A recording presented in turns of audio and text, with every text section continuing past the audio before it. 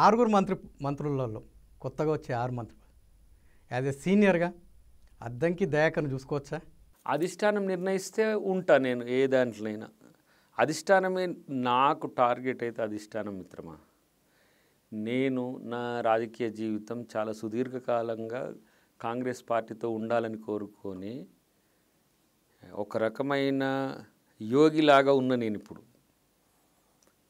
First time ఓడిపోయినా పార్టీనే వదిలి వెళ్ళిపోలే, సెకండ్ టైం ఓడిపోలే, ఓడగొట్టిండ్రు, అది ఇంకా కేసు ఉన్నది, అది ఏమొస్తుందో చూద్దాం. బట్ నేను కాంగ్రెస్ పార్టీతో ఉండడం నాకు అవసరం.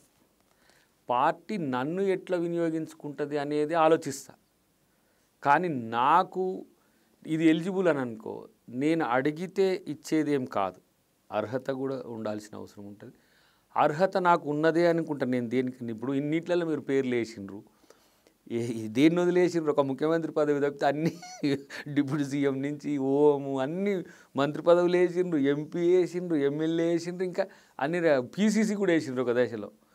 కానీ దయాకర్ ఎప్పుడు కూడా కాంగ్రెస్ పార్టీకి ఒక నమ్మిన సైనికుడిగా ఉంటాడు.